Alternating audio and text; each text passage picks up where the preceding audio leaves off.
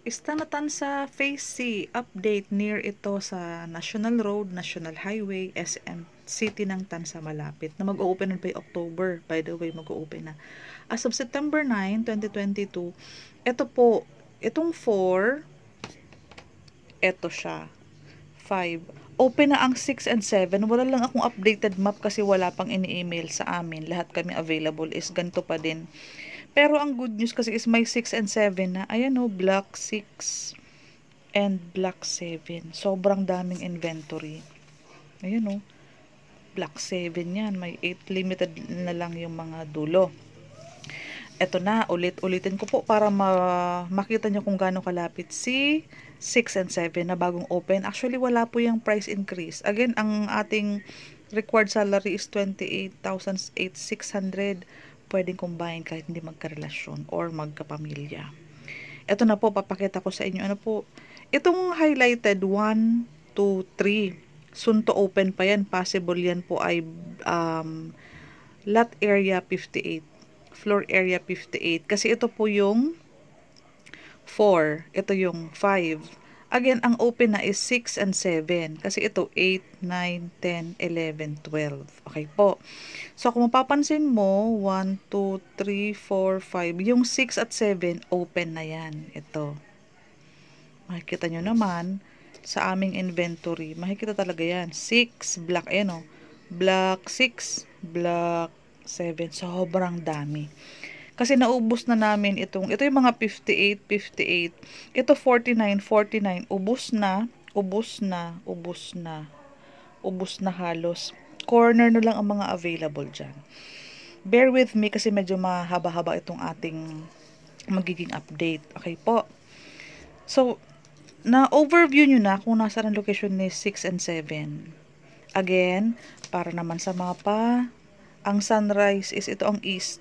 Kasi ito yung north. Lagi naman nasa right side ng north si east. So, ibig sabihin, ang sunrise is dito magmumula. Kasi ayan o, sabi o, east. So, ang sunrise is itong side. Ang taas ang sunrise. Ito, pag hinati mo to, ang sunrise ito. Pag hinati mo to, ang sunrise ito. Okay po. Sunrise, yan muna i-offer natin. Although napakarami ng aming inventory. For corner units, pag nag-message ka sa akin, sabi mo, Istanatan sa ito, bibigay ko sa iyo itong listahan. Paano siya basahin? Pwede mo itong i-print. Pwede mo itong i-print para makita mo, black, lot, lot area, sukat ng lupa, house area, sukat ng bahay, up and down. Total contract price, loanable sa pag-ibig, down payment, divide 24 months dahil pre-selling tayo. Si 4917 pa din, payable ng 24 months. So, ito pasok sa mga nangungupahan na gusto pre-selling. Ito naman, monthly amortization, 9989. Kapag ang edad mo ay 40 pababa. Okay po, pag 40 pataas po is medyo tataas lang naman ang kaunti. Tapos hindi ka na 30 years. By edad kasi yan eh. Ito naman, 28,600 ang or basic salary lang po ito. Basic plus fixed allowances. Okay po. Meron pang block 4 na isa. Ang lot area po ang imo-monitor mo. Kapag regular inner, lahat po yan 44, lahat yan 49. Okay po. Lahat inner po yan. Pag ang lot area nakita mong 87, 84, 70, 93, ano pa, sa likod. Pag nakita mong ang lot area is 68, 67, 69, 92, irregular cut, yan ang malaking lot area. Ibig sabihin, mas malaki ang lote mo, same lang ang bahay. Iba-iba ang price, kaya dapat po makuha mo ito. Ipapadala ko sa iyo, pwede mong i-print. Ngayon po, ang regular price natin for Block 6, halimbawa lot 17, lot area of 44, regular inner po yan. Kaya po, ang presyo niya is 1,724,000, around 1.601 ang loanable sa pag-ibig. Ngayon po, ang down payment mo, ang total lang naman ng down payment is mababa lang, around 123,000. Since mababa or maliit lang ang ating ito down payment, Kapag dinivide mo yan ng 24 months, ang lalabas is 4,917. Okay po, yan yung ating magiging down payment sa loob ng 24 months dahil pre-selling lang po ang ino-offer ni Istana. Okay, ngayon kapag nakapasok ka na ng Pag-ibig at na-approve ka na, ang magiging monthly mo na is 9,989. Tapos po, ang salary required is 28,600. Nagbabago yan. Ang down payment mo is nagbabago kapag malaki ang lote mo kasi syempre babayaran mo yung lot area, di ba? Tingnan mo. Lot area of 87 corner kasi ito eh, kaya 87 ang lot area. May 84 din. Ngayon, 58 ang ang model. Si 58 kasi, nag-iisa na lang yan, tas corner pa, most probably, nakuha na yan. Puros 49 ang natira. Kung gusto mo sa 58, please subscribe to my channel para pag may bago kaming 58 model, i-follow up kita or i-chat mo ako agad para magkaroon ka ng slot. Kasi, di ba sinabi ko po, malaki ang chance or wala talagang ibang option. Pero, ang 58 kasi is malamang bungad yan. Dito yan, dito yan. Sana lang po walang price increase.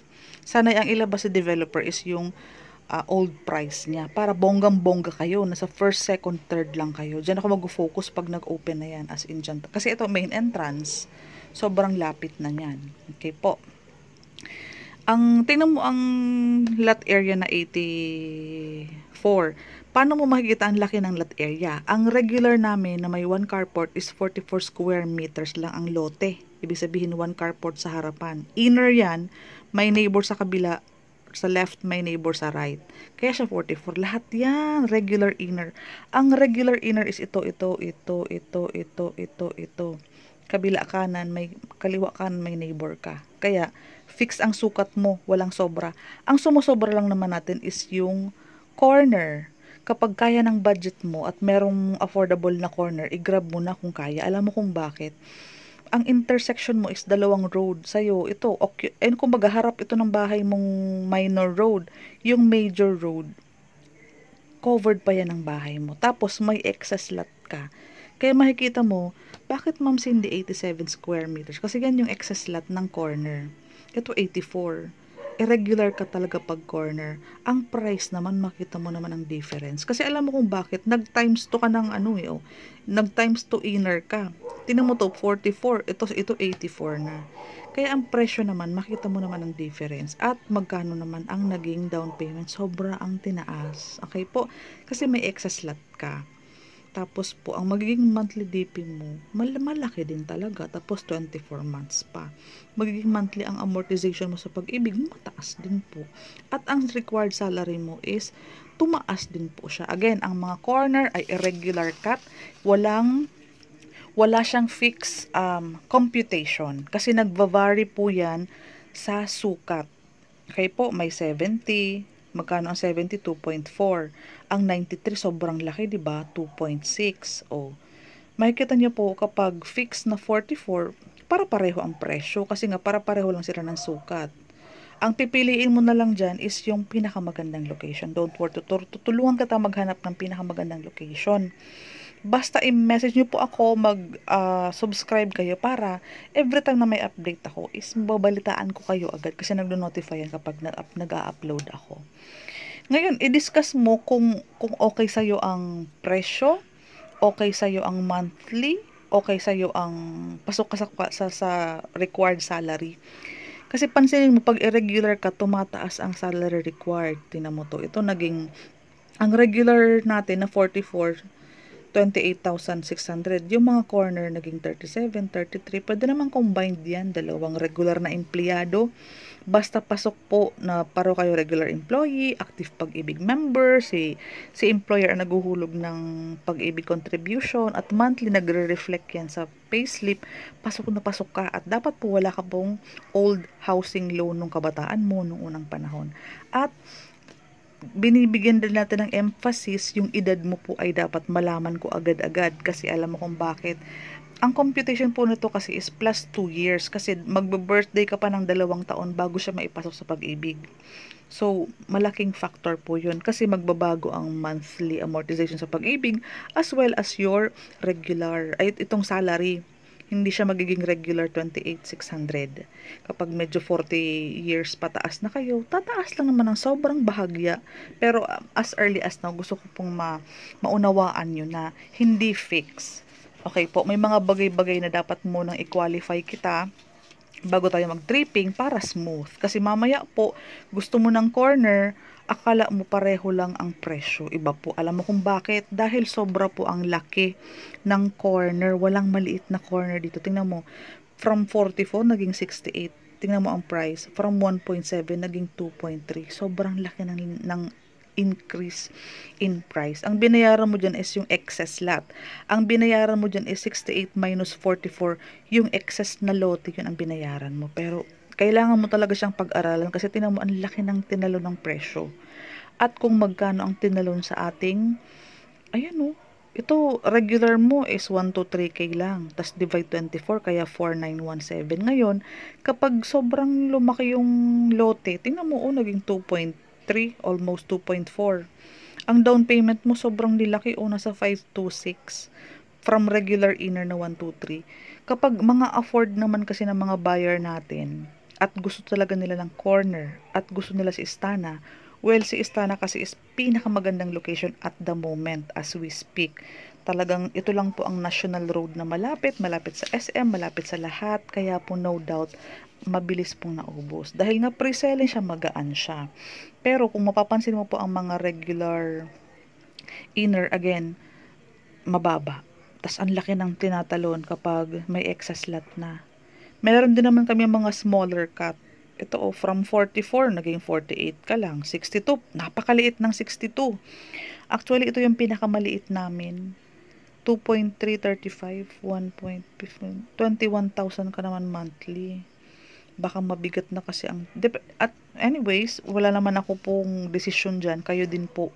Pero i-discuss ko po sa inyo basta interesado kayo at una ko pong isi-sure is yung salary required. Para sa mga corner, madami po siyang tatanong ng corner, kailangan natin pag-usapan.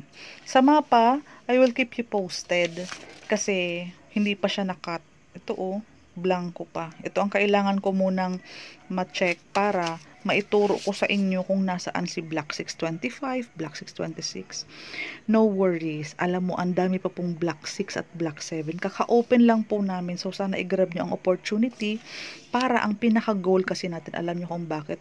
Kung ito kasi ang main entrance, at least makakuha tayo ng malapit dito. Malapit dito. Kasi sunrise po yan sa Kabungad. Near main road. Ang main road kasi is mas malaki ang kalsada compared sa mga inner road. Dito pa nga lang sa illustration, makikita mo ng maliit ang minor road. So, at least, kahit sa regular computation, malapit ka sa main road para lalabas ka na agad. Tapos, ayun na doon. Ito na yun, palabas. Yun. Paglabas mo, papalabas ka na papuntang main entrance. Ganyan lang po siya. Sige po, chat nyo po ako pag interesado. Pwede tayo mag-discuss. I-discuss ko sa inyo. Okay po, basta interesado kay Istana Tansa, naka full time ako. Salamat.